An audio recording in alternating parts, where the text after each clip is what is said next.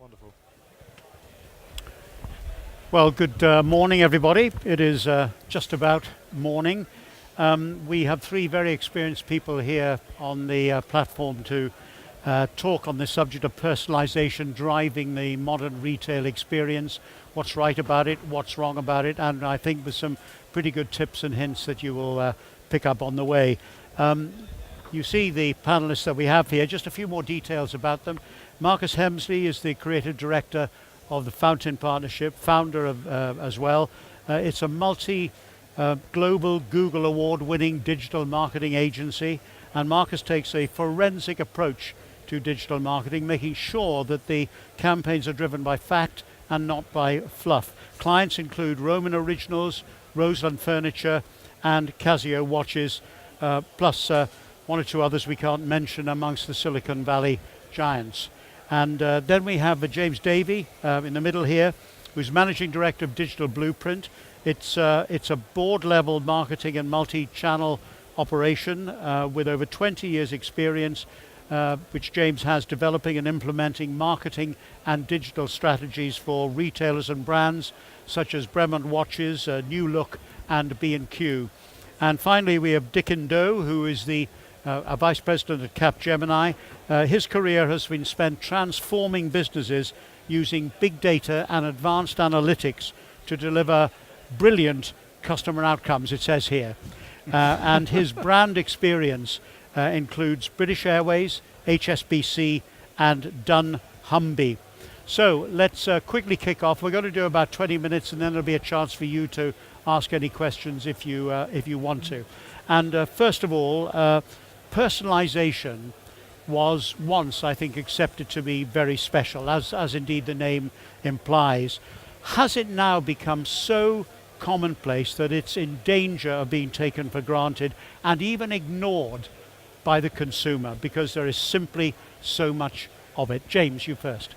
Well, I think there's kind of two sides to this. One is, yes, it works. I think personalization is the holy grail for many businesses, or what they believe it is, the one-to-one conversation. But let's be honest, who really wants to be followed around by adverts time and time again showing the same product that you may have bought 2 days ago? The black box technology that exists, that for me is not personalization. That is an attempt at marketing because it is so cheap that ultimately it works on a return on investment. But for me, that's not actually true personalization, but it does absolutely work. I can see a couple of people around the room that are personalization experts. They run businesses that do personalization. So it's interesting that they're going to shoot me down later, that's fine. No, I think it can work, but you have to really focus on getting the details right for me. Marcus? Yeah, I mean, I think it should be taken for granted, to be honest. I think it should be seamless. You shouldn't notice it. No. I mean, if you go back to sort of 101 marketing, right? Right message, right person, right time. And time is the big one, I think. I enjoy a curry, but if I see a Facebook ad for a curry in the morning, I'm not going to be particularly happy about that. And I think that's the big thing is, a bit of audience participation here. I mean, who likes to be sold to? Show of hands. One person. Brilliant. But who here likes to go shopping? So if it's seamless with actually what we're experiencing, and true personalization, I think can work very well. So it almost should be taken for granted because you notice it when it is out of context. Dickon? So I suppose it's ubiquitous, isn't it? And there's still quite a lot of organisations that aren't very good at it, but they should be getting better. Mountains of data that can be used to do it. We're moving towards this kind of world of marketing moments in time, as opposed to kind of big strategic plays and so on. So I think yes, it does work, and it can be demonstrated to work in the numbers. My sort of theory though is that when it comes to understanding consumers and trying to understand what consumers want and need, there's not a lot of effort there. So whereas we used to use insight in order to understand audiences and then understand how we might want to respond to them, now it's a continuously on flow of information, and people are just continuously bombarded with it. Often, I think, to the detriment of the brands that are doing that. In lots of companies, there doesn't seem to be anybody actually thinking about that. There doesn't seem to be anyone thinking about the impact on you as a consumer. Most recently, I was with HSBC. A lot of worry really about whether or not consumers are going to find this stuff interesting or useful.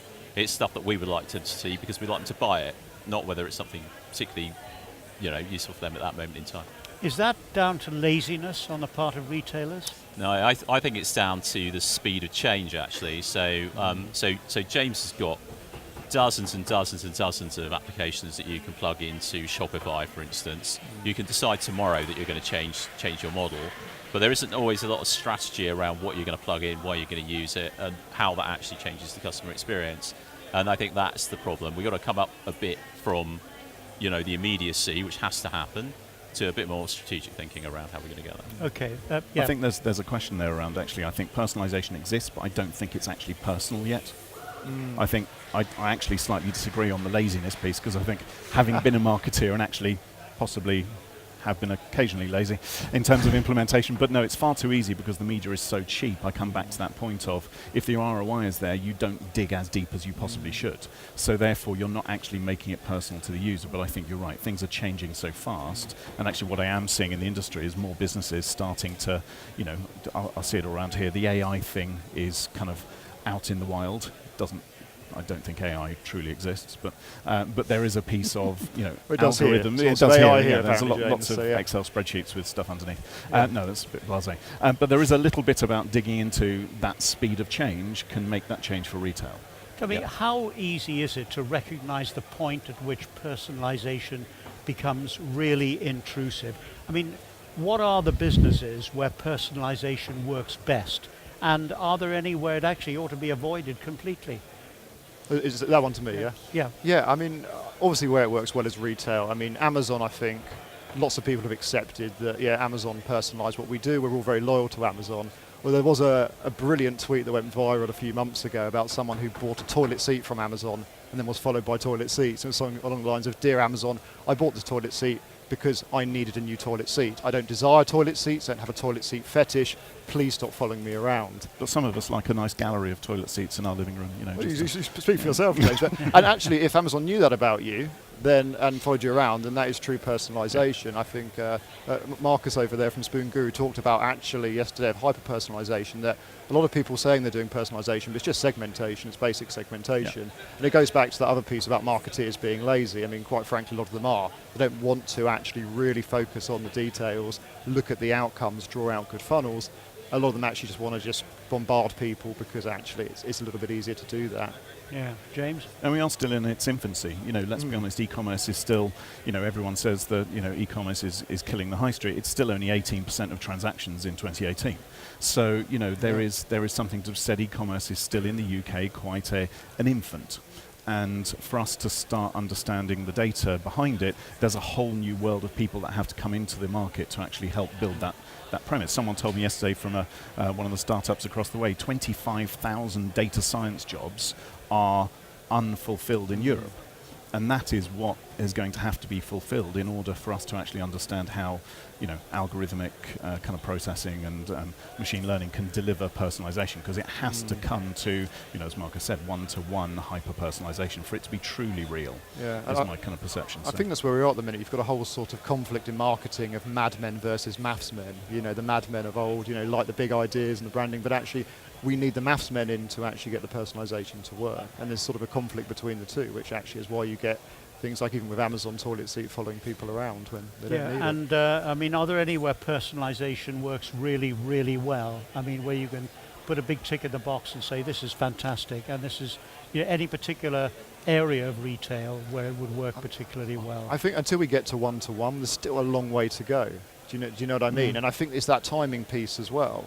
I'll be followed for products. Actually, it's not the right time for me to buy. They've got the right message to the right person, but not the right time. And what's stopping you get to that one-to-one sort of ideal position? Is it anything to do with GDPR, a lack of ability perhaps to actually build profiles of people to the extent that you would like, that it can be genuinely one-to-one targeting? No, I mean, Dickens probably better talk about GDPR actually, but if you've consented, then it shouldn't be an issue. But well, no, I think I'm a big fan of GDPR actually. For the fundamental reason that I don't think enough people think about it. I don't think about what they're putting into, the net, what's being made available, how it might be utilised, and so on.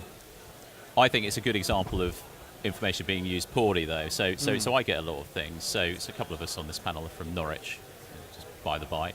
We could talk about Delia Smith and Alan Partridge and stuff like that after. But so I get loads of really rubbish advertising for stuff like PPI, with people in Norwich are getting payouts for PPI. All it makes me think is, right, so obviously my business, I know that you're able to locate me, but actually now that you're locating me for some cheesy PPI situation, perhaps I should be changing my settings to try and take myself off the grid and get myself unavailable to you for advertising purposes.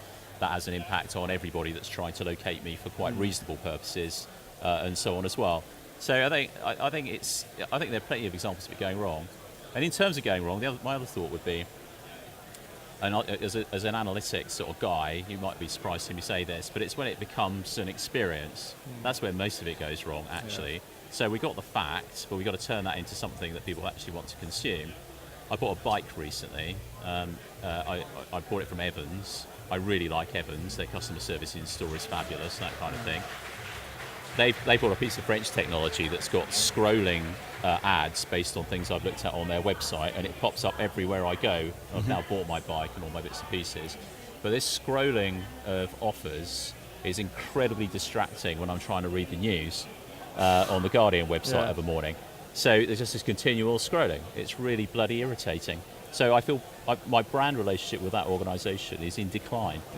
And I'm on the 540-day retargeting list, so it's continual, and I'll have a year and a half of it before I finally get rid of it. Right? You're not passionate about that bit at all, are you? No, I'm not. You can just clear cookies. I think that's the biggest problem because from a metrics perspective, you know it's working. So from a metrics perspective, you say you should definitely do loads of retargeting. But again, it's this point, we don't think about the consumer impact of doing it. And that would be the organisation's response. We think it's working from a metrics point of view. Well, so there are people that are charged with metrics, there are people that are charged with customer experience. They're not often the same people. And even if they are, eventually they're driven to how are you spending the money, how are you providing a return. Metrics is an interesting one. It drives a lot of poor decision making in lots of parts of businesses, not just. So we talked about worst case and best case, but is there a general rule for finding the actual balance between customer comfort and an improved experience?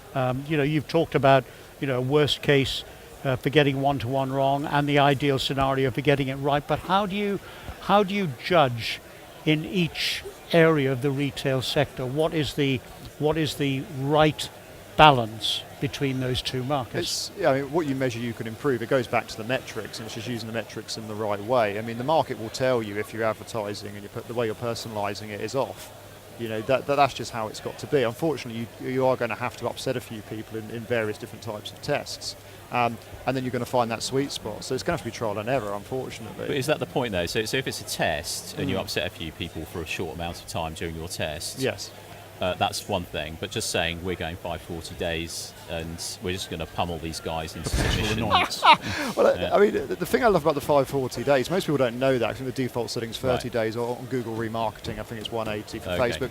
But actually, it's a great opportunity to use a lot of content and tell a story. And actually, if someone does click on that ad, then put them onto a different remarketing or retargeting list and try and get as personalised as possible. It's going to be difficult, but at least you're doing it on their reactions. And obviously, getting that sort of feedback that will actually on various news sites, perhaps don't do it if it's scrolling around and it's distracting people, but it's going to have to be getting that data back. It's the balance between brand and commerciality. So in any retailer, we're still a siloed business. Retail, having sat on the board of different retailers, we are still a siloed business. As Dickon alluded to earlier. And actually that balance between brand and commerciality very rarely exists, or in fact the conversations can be around a board table quite fractious. We are losing customers, our net promoter score is going down, our customer satisfaction score is going down. Why? And I'm sorry I'm going to call them out, but we've spent £100,000 this month on Criteo. And Criteo are sending you the same ads with no creative control. The product is probably right from the stuff you've viewed, you've seen, whatever, but that brand resonance of why are we here, why do we do what we do, it's not all about promotional discounts.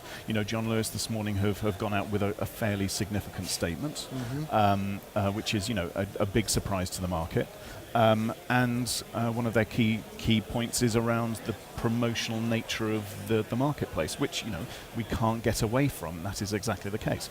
But they are probably one of the brands that I personally would have sat back and said they are maintaining or trying to maintain that brand resonance. Look at the ad that went out a couple of weeks ago. It is groundbreaking it's a non-Christmas ad. People yesterday on the main stage were talking about emotion in TV advertising. It's really, really impactful. Where is that in personalisation? Personalisation almost can, you're talking about the maths men and the mad men. Part of me slightly disagrees. It shouldn't always be maths, because that why are we who we are? Why do we buy into that business? It's really still important. Well, Marcus, you talked a bit about this, but what is the art of actually scaling successfully? How does your decision vary from product to product? I mean, are there some, where you would do the big blitz and actually hit everyone? And are there some where you start off very small and then scale up? And how do you judge which to use? Is it depending on the product? Is it depending on the amount of money you've got to spend on marketing, or what? Yeah, so I believe in goals-based marketing. So with our clients, we always begin with the end in mind. So it actually depends on the time frame, what the goals of the actual client are. So the blitz may be appropriate if there's a short time frame, they just want to get stuff out there. Wouldn't necessarily advise that. And the big thing that we like doing is just forecasting up front. So actually saying, what's the cost per acquisition, what's the cost per clicks, and just draw out the funnels and just actually have some goals and actually forecast it up front. And then you've got something to compare it to as you actually run the campaign. I mean, my preference is always to start small and scale up once you have data. I mean, I'm not sort of ruling out sort of madmen entirely. I mean, I was a direct sales copywriter back in the day. You still need to use emotive creative to push people down the funnel. But that's all it's good for, really. Marketing's about selling the next step. That's all the creative piece is good for, and that sort of resonates. Yeah, and Dickon, you've seen, you've worked with some very, very big companies. Do they just tend to blitz it, all their customers, bang, with some new product or whatever? I think the benefit of bigger companies is the ability to have lots of specialists looking at different parts of this thing. I think what they don't do is bring them together enough. Yeah. So, and if they do bring them together, they probably don't bring them together in sort of creative forums. They probably come together for team meetings where one will talk about what they're doing and so on. Whereas actually you could have a really, I hate to use the word because it's overused, but agile kind of approach to having everyone that needs to make decisions in the same room. That's a creative play. We know what we're targeting, why we're doing it. We're taking a look at some of the negative metrics, so things like promoter scores and so on, and how that's going. So what, we blitz this thing, we watch that come down. That in 2 months' time means people don't visit our stores. So the answer is sort of there is a lot of focus on the right sorts of things, not enough coordination, I think. James, do you find that the companies you work for, they have the right kind of debate within their management about the degree of personalisation in their marketing? I think the debate goes, how can we do more? I think the debate is usually very one-sided because it can be more finance-driven than, and let's be honest, digital marketing is a spreadsheet-based exercise. It is a case of going through and optimizing the hell out of a campaign to make it work. The brand element tends to be within a marketing team. That, my personal experience in Jules Clothing was myself and the marketing director, me as the multi-channel director, and him were constantly having that debate around what is the right balance of creative messaging with the level of personalization. I'm going, well, I'm getting 6-to-1 ROI out of this. I want to do 20 times more. And he's like, well, but that's because it's got a 15% off and free P&P offer in it. Well, that's one side. It's giving me a really good ROI. And that happens a lot. Whether the outcome is then balanced towards the customer, I don't think is necessarily there yet. So how do you get the outcome balanced more towards the customer, Marcus? What's the technique? Is there a magic formula? There's no magic formula. I mean, I do lean more on the maths men side of things. So it is just getting as granular as possible. Almost going to that one-to-one and just testing actually what works with them. And that's the only way it's got to be. And do enough companies do that testing? No, they don't, which is, and partly it's down to the laziness factor, partly due to the lack of experience. But I mean, being fairness to marketers, that's what Dickon says, it's just moving so quickly. And there's new types of tech coming out all the time. I was speaking to a friend who works in an agency out in California, and apparently they've got this way of layering called kinetic targeting. And you might like this, Martin. So it's the angle that you hold your mobile phone. So if I'm sitting here, then you can I'm in a particular type of mood. If I'm walking, I'm holding it like this. If I'm lying back on the bed, I'm holding it at a different angle. So you can layer that over as well. If I'm lying in bed, I want to be shown a certain type of ad. If you layer it with different customer information, demographic information, and so on.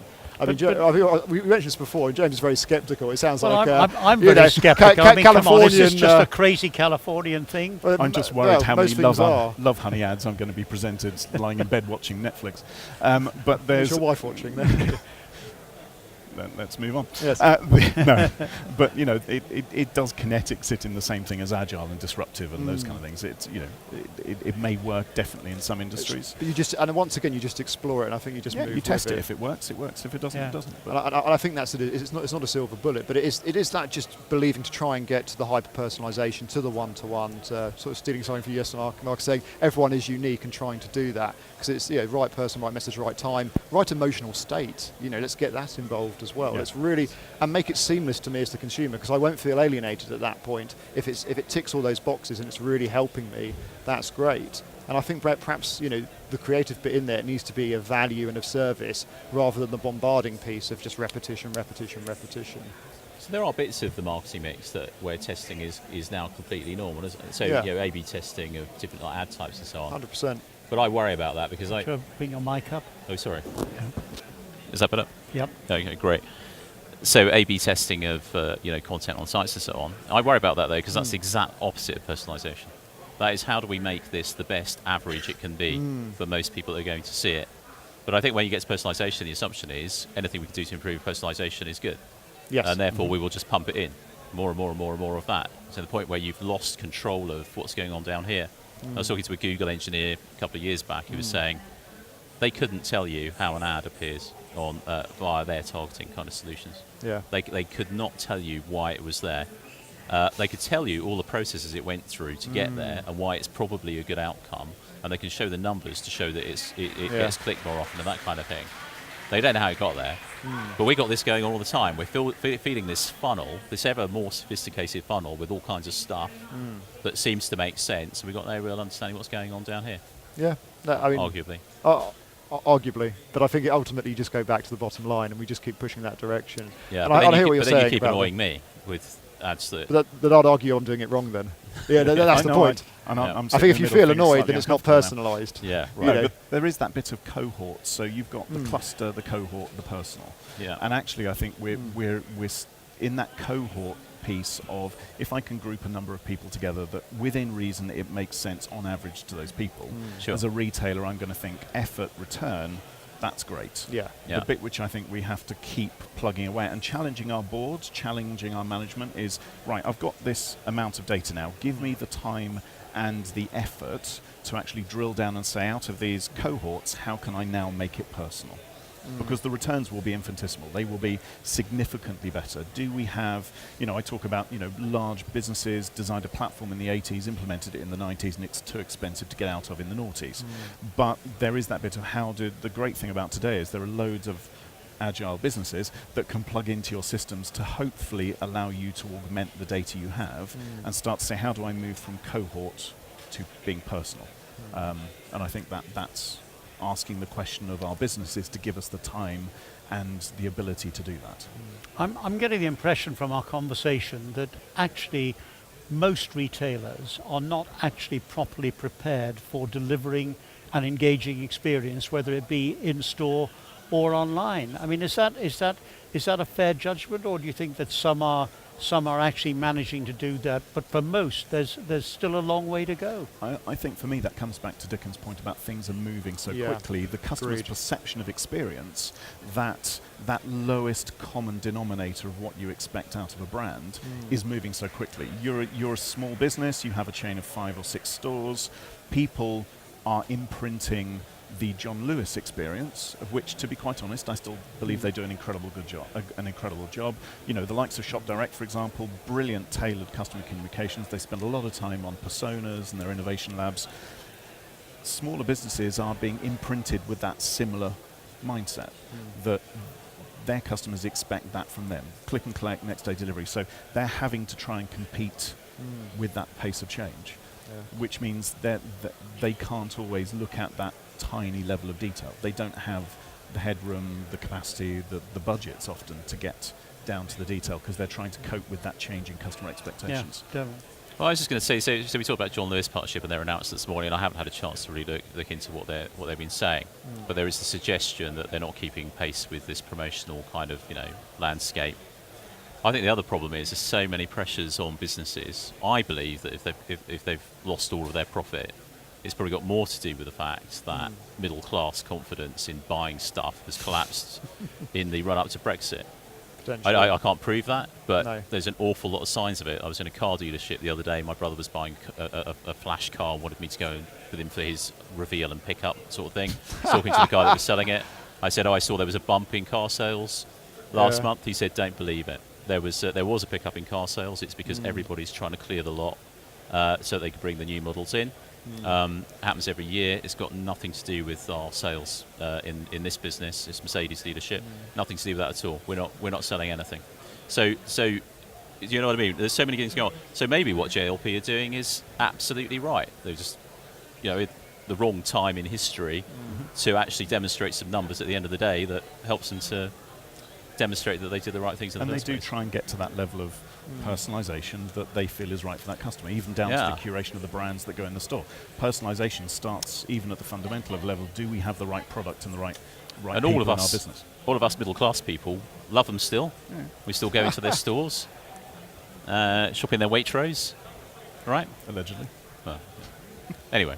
Okay, let's imagine, and I'm sure there's some people here who might be coming new to this in some way, but if you are a company that is new to personalization and you want a successful, seamless journey for you and for your customers, what are the tools or the providers that you should be looking to help?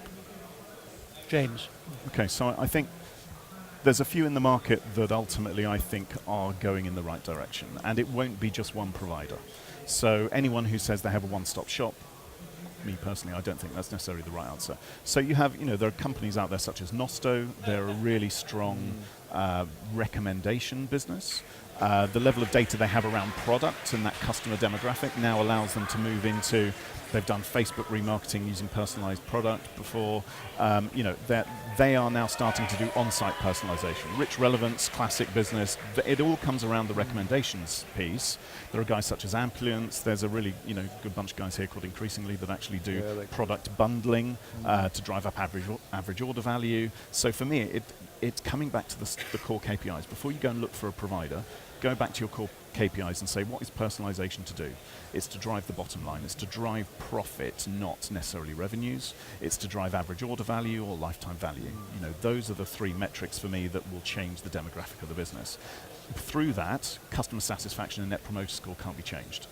So therefore, looking to providers, you're going to need a data provider to make sure they can pull together the data from your systems and provide it to an engine that then personalizes and recommends that product and experience to that customer. And then you need not a research business, but you need a strong analytics curve to say, actually, are we not just proving that the personalization is driving an increase in the metrics we set, but is the level of personalization we're offering disenfranchising or adding value to our customer experience? So I don't think there's a provider that offers all those things. It's looking to the business and third parties to say, actually, how do I find those three pillars? Okay, so no one-stop shop, but Marcus, if someone were to come to you and you were the first, Fountain were the first organization that they'd come to, would you then be recommending other companies? Oh, I'd help them build a tech stack, and I'd probably start with the basics. B2C. Okay, let's leverage lookalike audiences on Facebook, Google custom audiences. But actually, if you have a relationship with Google directly, or you go with a premier partner agency, they've got lots of quite exciting betas that are coming out at the minute to really help you personalize it. So I'll go to the big two, obviously, and just leverage what they've got if you're starting out. But I echo what James says, just draw out your funnel. Literally it's a spreadsheet job, and not enough people in marketing are on the spreadsheets. It just amazes me. They're talking about activities and not outcomes. Begin with the end in mind. What's the cost per acquisition, cost per click on different channels, conversion rate required, and work your way through that funnel. But leverage the big two to start off with, and then start adding different bits to the stack, stuff that you may see here. And Dickon, are big companies very good at that, at actually picking and choosing, or do big companies want an easy solution? They go to one company and you say, organize the whole personalization thing for us. Well, it's a bit of a variety actually. So I work now at Capgemini, and they've actually got an enormous tech practice that can help you to build out that capability, or indeed to run that on your behalf. And then so that would be a one-stop shop. I mean, you wouldn't recommend anyone else. Not exactly, because every single tech company you can think of is a partner of Capgemini. So there might be some sort of stitching together in the middle of this thing, but all the technology will be provided by the big technology players. All of the software will come from those people. I know James does a lot of work. I know in Shopify. It's a nice example of an environment designed to plug these tools in fairly seamlessly, so you pick it up like an app, as you would on an app store, and kind of plug it in. I think that's the ideal thing, because technology changes, moves on. You want to bring the apps in that you want to use. You want to let them go when you don't think that they're the most appropriate thing anymore. I think the one thing I think we should see more of is surfacing data. So not just, I've got a great app that's going to get my ads to some people and they're going to convert, but I'm understanding a bit more about the customers that are converting, the ones that aren't converting, and how I can understand how I play that back into my product and pricing and my development of new services and all those kinds of things. So that would be my sort of suggestion, is how can you get more visibility over this stuff. You use a thing called Funnel.io to make some cross-channel comparisons. Yeah, that's a nice dashboard. That's a great little app for quickly understanding how you're performing in different parts of the digital channel sort of environment. There are various bits and pieces. Okay, right. Any questions? Anyone got any particular questions you'd like to put to the team here? So I think it comes up on the screen. You see. Oh, sorry. We got yes, Oh, absolutely, brilliant. How do you differentiate successful personalization from segmentation? Successful personalization from segmentation. Two very different things. So segmentation for me drives personalization. They are not the same thing. So segmentation is the ability to identify the customers that make sense to then personalize to. Yes. Often what happens is a business will turn around and say, we need to sell more red dresses. How do we find and personalize people to people that want to buy more red dresses? Well, first start with your segmentation, understand those that have a propensity to buy red dresses, those that buy in a particular size, etc., and then present them with the right product at the right time. It comes back to traditional marketing methods. And that's the difference for me between personalization and segmentation. One's an input, one's an output. Yeah. Well, I totally agree. So we used to do a lot of segmentation, and we would get closer to personalisation by doing multiple segmentation. So we'd understand your attitude, we'd understand the sorts of things you tend to buy, we'd understand the specific sort of view that you have towards pricing. We layer that down, and we get to a pretty sort of sophisticated model, even though each layer was quite kind of clunky. My opinion is we're not doing enough of that, because actually so the personalisation bit is different. It's at this moment in time, of all of the things I've got to offer, what would make sense for this individual based on their recent activities, etc. And we can make a really good moment happen in theory.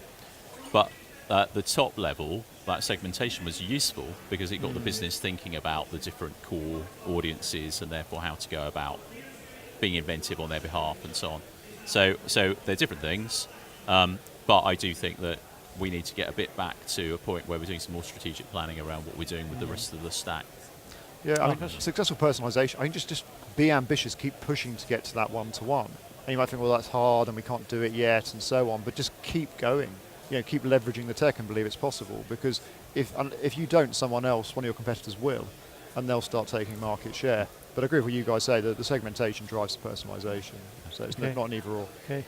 Another question, what's the one bit of advice that you would give to anyone starting a retail business today? You hire Digital Blueprint and get yourself on Shopify. Is that the advice? Yeah, well, two things. Be careful that you're not opening a department store at the moment. That for me is one thing. No, opening a retail business today, what we see with a lot of businesses coming to either ourselves or Marcus is around the level of planning to understand whether in fact you can cost effectively drive traffic to your retail business.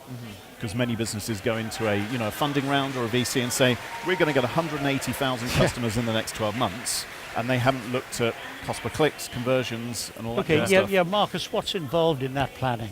Oh, you need to know what your cost per acquisition is. You need to base it on lifetime value. And you need to do a massive gap analysis. The amount of people come to me and say, right, we want to start selling this because it's going well as selling it on Amazon. I say, okay, here are the keywords you want to run on. Let's click on some ads and let's look at the quality of that landing page, look at that proposition. Are you ready to compete there? So many people think that running digital marketing campaigns are in a silo, just buy some traffic, but those users are actually clicking on different ads and making choices and decisions. And actually most retailers online on the e-com will probably make a loss, with the first sale. So actually you need a very clear strategy to be upselling, and they'll probably only start making profit on the third or fourth sale. So it's that whole forecasting piece. How many customers do you want? How much you want to pay for them? For people just starting up, I say, look, there's a plugin called Keywords Everywhere. You put it in, any search term you put in, it will tell you the volume and the cost per click. The average conversion rate of an e-commerce website is 1%. So multiply that cost per click for a keyword by 100. That's what you're looking at a basic cost per acquisition. Real basic fag packet calculation.